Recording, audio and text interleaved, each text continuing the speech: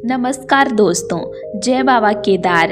तो आज से हम एक बहुत ही बड़ी और गंभीर शुरुआत कर रहे हैं। यह सिर्फ एक वीडियो नहीं है, यह एक 90 दिन की यात्रा की शुरुआत है।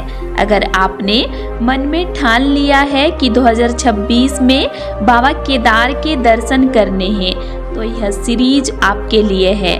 आज डे 1 है और आज हम समझेंगे कि आखिर 2026 की केदारनाथ यात्रा इतनी चर्चा में क्यों है। क्यों कहा जा रहा है कि यह यात्रा पहले से अलग होगी, और सबसे जरूरी, हमें अभी से तैयारी क्यों शुरू कर देनी चाहिए। तो दोस्तों, केदारनाथ धाम कोई साधारण स्थल नहीं है।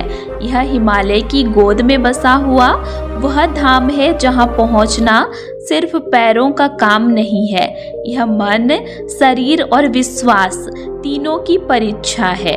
समुद्र तल से लगभग 11,700 फीट की ऊंचाई पर स्थित यह धाम हमें प्रकृति की शक्ति का एहसास कराता है।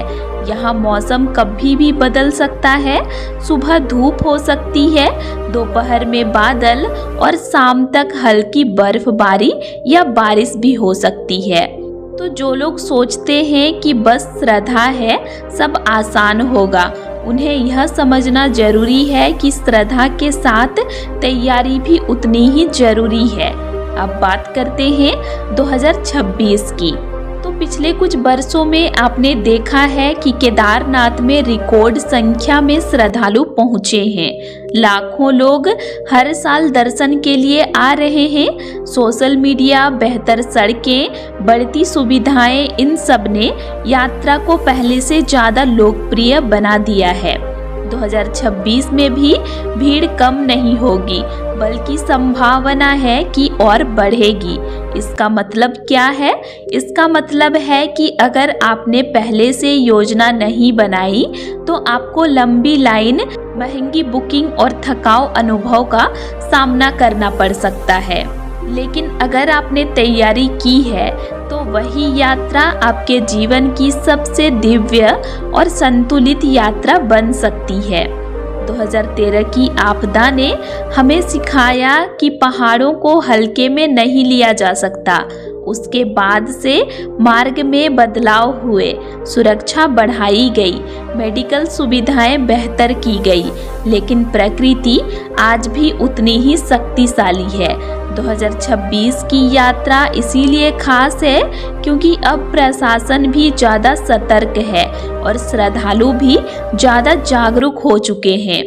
लोग पूछते हैं कितनी चढ़ाई है, कितना समय लगेगा, ऑक्सीजन की कमी कितनी होती है, बुजुर्ग जा सकते हैं या नहीं, बच्चों को ले जाना सही है या नहीं। और यही वजह है कि हमने यह 3 महीने की तैयारी सीरीज शुरू की है। अब थोड़ा वास्तविकता की बात करते हैं। तो केदारनाथ की चढ़ाई लगभग 16 से 18 किलोमीटर की होती है, जो गौरीकुंड से शुरू होती है। पहले 2-3 किलोमीटर उत्साह में निकल जाते हैं, लेकिन जैसे जैसे ऊंचाई बढ़ती है, सांस तेज होने लगती है, पैर भारी लगने लगते हैं, और यहीं से असली परीक्षा शुरू होती है। कम ऑक्सीजन का असर हर व्यक्ति पर अलग होता है। किसी को हल्का सिर दर्द, किसी को चक्कर, और कुछ लोगों को सांस लेने में तकलीफ भी हो सकती है। इसीलिए 2026 की यात्रा की तैयारी सिर्फ टिकट बुकिंग करना नहीं है, यह एक शारीरिक और मानसिक तैयारी है।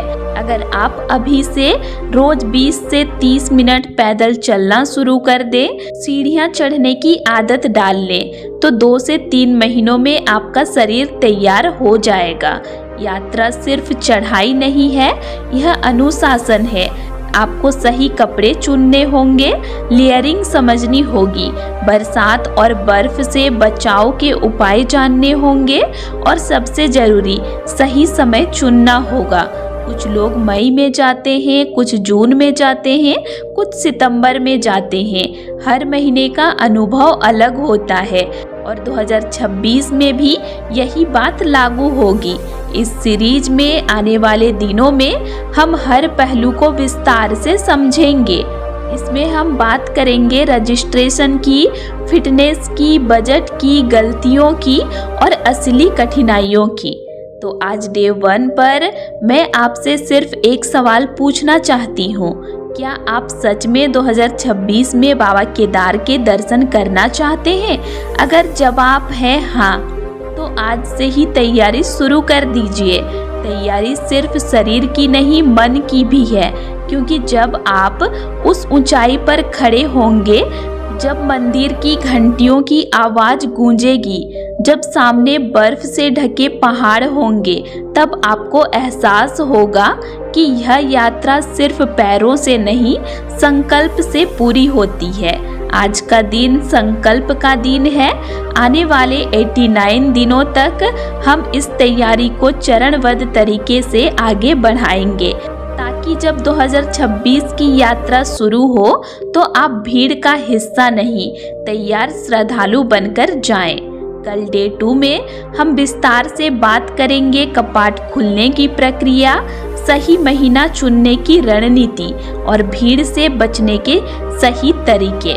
तो इस सीरीज को अंत तक जरूर देखिएगा, क्योंकि 90 दिन बाद आपके पास पूरी केदारनाथ 2026 मास्टर प्रिपरेशन गाइड होगी। अब सवाल ये आता है, क्या पहली बार जाने वालों के लिए यह कठिन यात्रा है? तो अगर आप बिना तैयारी, बिना जानकारी और सिर्फ भावनाओं में बहकर जा रहे हैं तो कठिन लगेगी। अगर आपने पहले से तैयारी की है, शरीर को तैयार किया है, सही समय चुना है, तो यही यात्रा जीवन का सबसे सुंदर अनुभव बन सकती है। केदारनाथ की यात्रा में कठिनाई है, लेकिन वही कठिनाई इसे खास बनाती है। अगर यह पूरी तरह आसान होती तो शायद उसका महत्व इतना गहरा नहीं होता। तो जब आप लंबी चढ़ाई के बाद मंदिर के सामने पहुंचते हैं, ठंडी हवा चेहरे पर लगती है और घंटियों की आवाज गूंजती है, उस पल में सारी थकान गायब हो जाती है। तो इसीलिए केदारनाथ की यात्रा ना तो डराने लायक है, ना ही हल्के में लेने लायक है। यह एक संतुलित तैयारी और श्रद्धा की यात्रा है।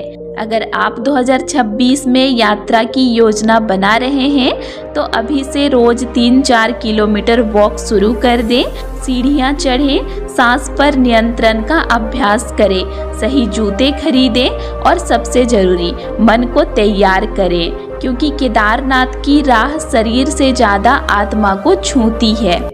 तो दोस्तों आज के लिए इतना ही, और आप लोगों को मेरा आज का इन्फॉर्मेशन कैसे लगा ये मुझे कमेंट करके ज़रूर बताइएगा।